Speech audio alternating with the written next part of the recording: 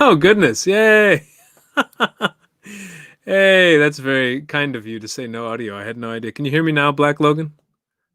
There's a Black Logan 10. Wow. Noth- Nothing like talking for 15 minutes and none of it going through. I'm using this microphone that has like a very sensitive button for the mute. For you can like tap to mute it, but I didn't realize I had tapped that. So I really much appreciate you pointing that out to me.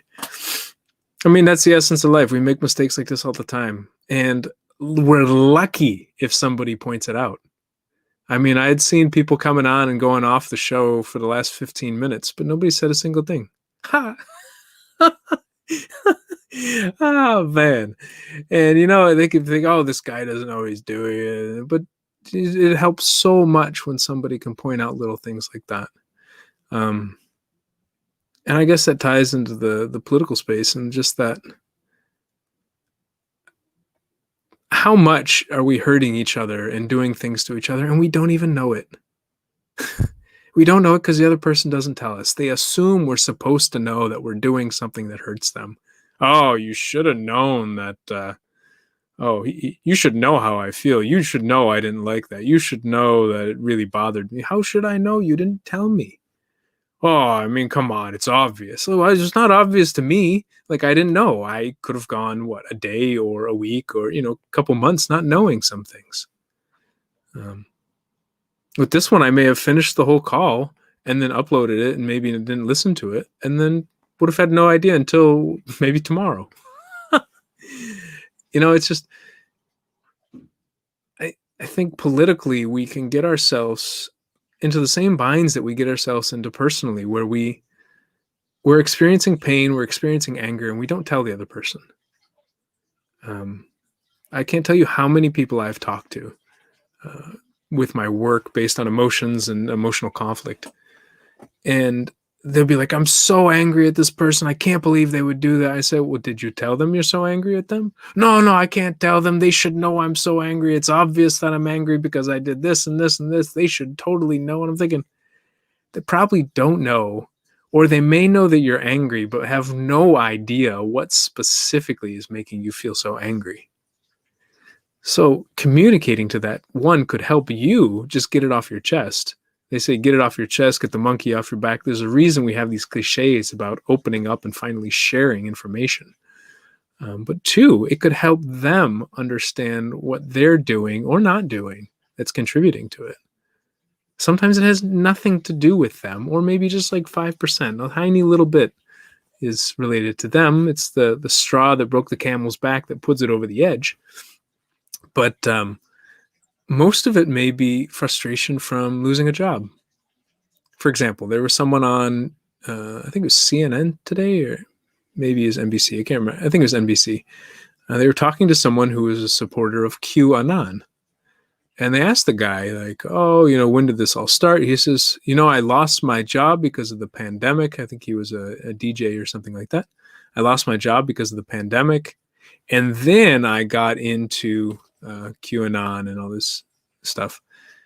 And I thought, how much of the grief, sadness, hopelessness, powerlessness that he felt, the uncertainty that he felt of losing his job in a global pandemic, therefore got projected onto this conspiracy theory and having the confidence in what's going on in the world. The conspiracy theories often give us a total solution. They talk about totalitarianism, this total solution, total explanation for what's happening in the world, especially when we're going through times of uncertainty and anxiety from that uncertainty. And so how much of the anxiety that he was experiencing came from the losing of the job, but then gets projected onto what's happening politically. How much of it comes from anger within himself, thinking, I could have changed careers. I should have had a stronger career. I always could have done computer programming or something in the office that could have gone remotely, but I was too scared to make that jump or that leap, or I was too nervous to go off into the unknown, and now I'm stuck. So that anger and frustration with oneself, that internal conflict, matched with a conspiracy theory saying that it's not your fault, it's somebody else's fault, and there's this huge worldwide conspiracy happening that you need to go out and help resolve, giving people a purpose when they're feeling purposeless. It's just, somebody on Twitter said something about, I think it was a senior Trump advisor, said that watching the Biden town hall was like watching an episode of Mr. Rogers' Neighborhood. And other people on Twitter are saying, well, is that a bad thing? Is it a bad thing to have a president who sounds like Mr. Rogers? For those who don't know, Mr. Rogers had a TV show. I think it was in maybe the 80s as well, but definitely the 90s, talking about, it was a kid's show, and it was talking about emotions a lot and empathy, but not shying away from some of the hard challenges either. I think at times he talked about war and loss and death, things like this. And I would love to have someone in that office who's talking about these things. I mean, if you haven't listened to any of the podcasts before, then then this may be the first time you're hearing it. But if you have, this comes as no surprise. I would love for someone to talk about the emotional impact of the policies that we have, the decisions that we make, and the things that we say and do on a personal level, but also on television and broadcast level, and also in politics. And to talk about what it's like to be a politician and to open up with the pain. I saw something on Twitter today as well, where it was a CEO of a tech company opened up and talked about the struggle that he had been going through for the last couple years. I think he had mentioned that he was diagnosed with cancer, that he was struggling with his wife around fertility issues and trying to get pregnant, that he had some trouble with a board member, that he had a lot of struggle and conflict with some other people in the organization. And I just felt so relieved to hear the struggles of someone in such a high position. And I think, I would love to have someone much more like Mr. Rogers running this country, at least running the government of this country. I want to be clear on that. They don't run the country, right? They run the government of the country. The country is a collection of people as well.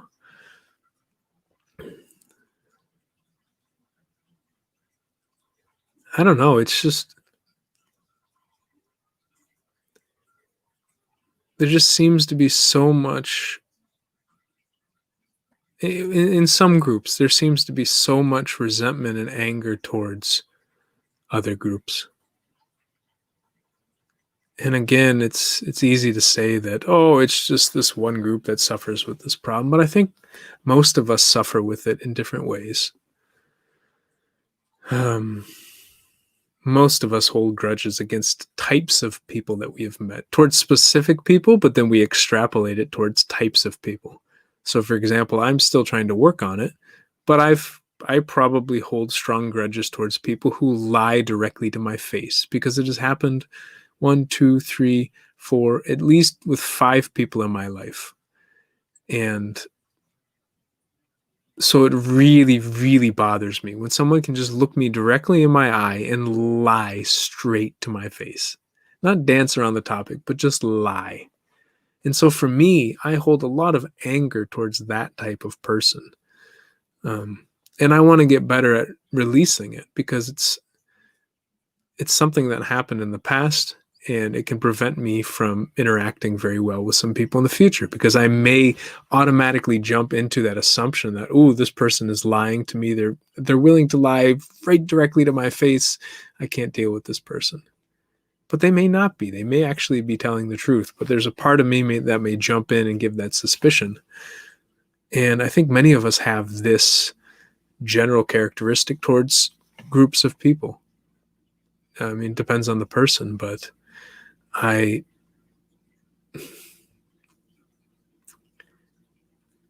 I wonder how much politics actually has anything to do with politics, and more has to do with the crap the experiences we've had in our lives on the ground, away from government.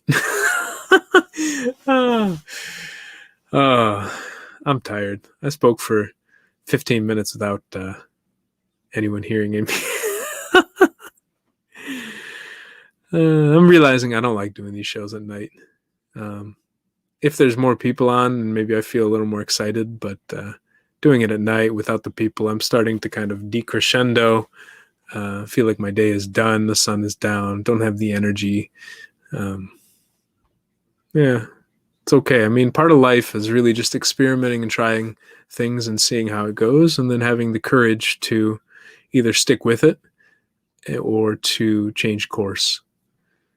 And I'm going to do one more day of this tomorrow, and then I will probably switch back to a mid-afternoon, 1 p.m. or so recording time, because yeah, I feel myself fading.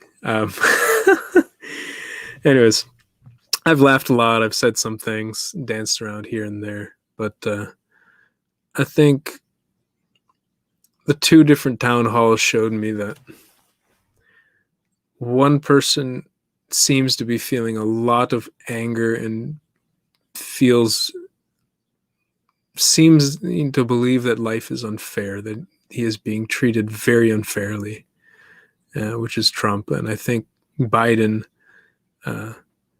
seems a little frustrated, but also seems kind of ready, maybe a little tired of the consistent questions and telling stories and being on these platforms, but ready to get into office and to move forward with policies. I don't know.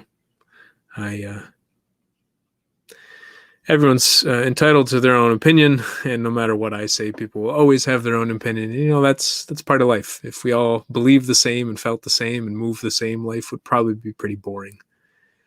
At the same time, I think it's easier for me to say that when people's decisions don't so directly impact my life. And in a case of politics, how people vote and how people behave really does impact me more than I think I recognize. So I hope you all vote. Ideally, I hope you vote for Biden, and I hope you vote for Democratic or Republican members of Congress who have the courage to stand up and say what they believe, not what they think the audience wants them to say. And I'm at that point where I hope things go well. And honestly, I think it's a referendum on how much we liked or did not like Trump's performance as the president. And we will see whether, as a country, we approve of what he did or we disapprove of what he's done. And at the end of the day, maybe democracy, again, is more about choosing who we do not want to be in power, and a referendum on somebody's performance and removing them peacefully rather than who we do want to be in power. Anyways, y'all, 30 minutes and oh man, too much politics.